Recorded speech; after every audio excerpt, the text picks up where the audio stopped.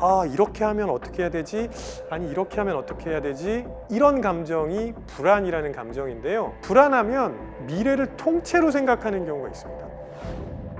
쫓겨난 기쁨이가 다시 컨트롤 타워로 돌아가기 위해서 왜 불안이가 주 조종관을 잡게 됐을까요?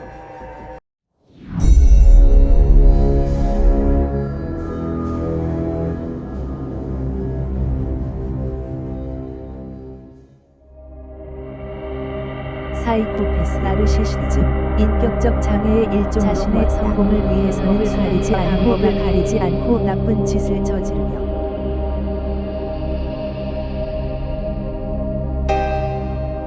굉장히 위험하죠. 타인을 지배하려고 하고 때로는 착취하기도 하고 이러니까 조금 위험하지 않나 하는 생각이 듭니다.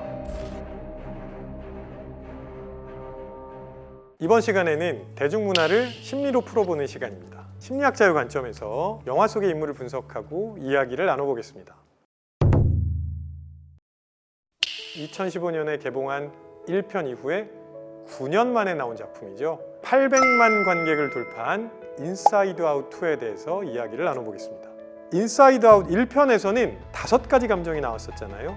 기쁨이, 슬픔이, 더러기, 까칠이, 소심이. 자, 2편에서는 4개의 감정이 추가로 나옵니다. 주인공인 소녀 라일리가 사춘기를 겪게 되면서 감정 분부에 불안이, 당황이, 따분이, 불업이가 합류하게 되죠. 특히 불안이가 주 조종관을 잡게 된다는 게 가장 큰 변화인데요. 1편에서 핵심적인 역할을 했던 기쁨이를 몰아내고 왜 불안이가 주 조종관을 잡게 됐을까요? 그건 바로 사춘기라는 특징 때문입니다. 그 특징을 생각하시고 이 영화를 보시면 훨씬 더 재미있으실 거예요.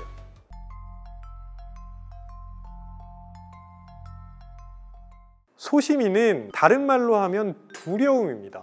우리가 언제 두려움을 느끼나요? 무언가를 겪고 나서 그거에 대해서 두려움을 느끼는 거죠. 그러면서 점점 우리가 쪼그라듭니다. 그래서 실제 소심이 캐릭터를 보시면 아주 얇게 나오거든요. 이게 그 우리의 감정을 보여주는 건데, 그러니까 예전 사건에 반응하신다고 보면 돼요. 불안이는 이미 경험한 사건이 아니라 앞으로 다가올 사건에 대해서 느끼는 감정이에요. 아, 이렇게 하면 어떻게 해야 되지? 아니, 이렇게 하면 어떻게 해야 되지? 이런 감정이 불안이라는 감정인데요. 영화에서도 나오는데 불안이는 계획을 엄청나게 많이 세웁니다. 뭐 거의 계획 세우다가 밤새울 지경이에요. 왜냐하면 모든 상황에 다 대비해야 된다는 압박감을 느끼게 되거든요.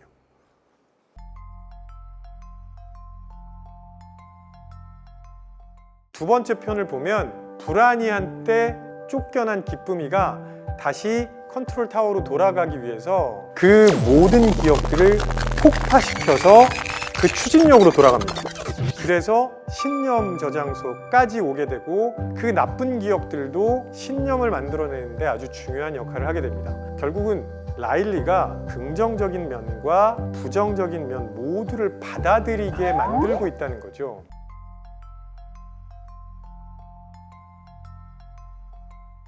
중간중간에 엄마의 감정 분부랑 아빠의 감정 분부도 나오고요. 거기 자세하게 보시면 1편에서 나왔던 그 5개의 감정만 남아 있습니다. 그러면 이렇게 오해하실 수 있어요. 아, 원래 처음에 태어났을 때 5개의 감정이 있다가 커가면서 몇 개가 더 생겼다가 나이가 되면 다 사라지고. 그것도 아닙니다. 1편에 등장했던 5개의 감정, 그리고 엄마 아빠의 감정 분부에 있는 5개의 감정은 폴 에크먼이라는 심리학자가 얘기한 기본 감정이에요. 그러니까 누구나 가지고 있는 감정입니다. 그럼 우리에게 몇 개의 감정이 있느냐? 이거는 연구자들마다 의견이 달라요. 인사이드 아웃 시즌 1 때부터 심리학적인 자문을 했던 베거 켈트너라는 교수는 무려 27개의 감정이 있다고 주장합니다. 근데 영화에는 그러면 왜 총 9개만 나왔냐? 27개 나오면 영화 못 만들 거예요. 그래서 스토리에 적합한 4개만 추가를 했던 거죠. 만약에 인간이 불안하지 않았다면 어떻게 될까요? 아마 지구상에 호모사피엔스는 없을 겁니다. 위험한 상황에서 나를 보호하고 다가올 위험에 대해서 대비하고 그런 게 생산성도 높이고 그다음에 긍정적인 측면을 많이 가지고 있었어요. 그래서 불안해야 생존할 수 있었죠. 두 번째로는 불안은 각성 효과를 가지고 있기도 합니다. 우리가 불안하잖아요. 그러면 뇌에서 도파민이 많이 분비됩니다. 도파민이 분비되면서 내가 이걸 방지하기 위해서 뭘 해야 되는지를 생각할 수 있게 만들어준다는 거죠. 또 하나, 불안이가 중간에 폭주해요. 뭘 어떻게 해야 될지 몰라서 이걸 이제 소용돌이로 표현하면서 막 계속 무언가 돌아가고 있고, 심지어는 기쁨이가 등장해서 아니야, 이제 그걸 손에서 놔야 돼 하는데도 못 놓고 있거든요.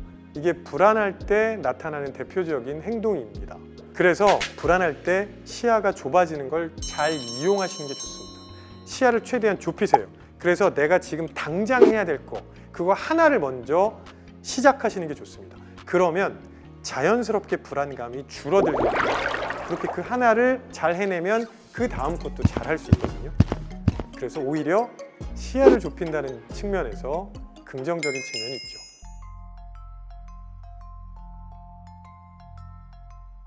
불안을 극복할 수 있는 방법을 찾으려면 내가 언제 불안감을 느끼는지를 확인해 보셔야 되는데, 불안감을 가장 세게 느낄 때는 미래가 명확하지 않을 때예요.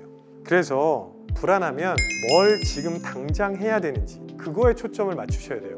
이걸 이제 긍정적인 근시안이라고 표현하죠. 그래서 긍정적인 근시안을 가지면 불안감을 낮출 수 있을 거고요. 그 다음에 불안하면 미래를 통째로 생각하는 경우가 있습니다. 미래는요, 단계적으로 다가와요. 단계적으로 다가오기 때문에 단계적으로 계획을 세우시면 됩니다. 그러면 그냥 내 앞에 있는 하나하나 단계를 수행해 나가면 되는 거죠.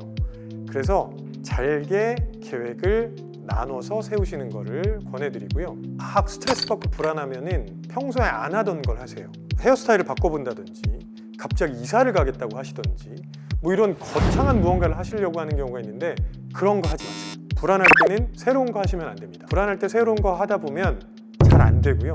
그래서 더 큰 스트레스를 받게 됩니다. 불안할 때는 원래 내가 잘하고 익숙한 것들을 다시 한번 해보시는 게 훨씬 좋습니다. 자, 이번 시간에는 인사이드 아웃 2와 불안을 극복할 수 있는 방법에 대해서 함께 이야기해봤습니다. 지금도 여전히 불안감을 많이 느끼고 계신 분들에게 영화 엔딩 크레딧에서 나온 문구를 전달해드리고 싶습니다.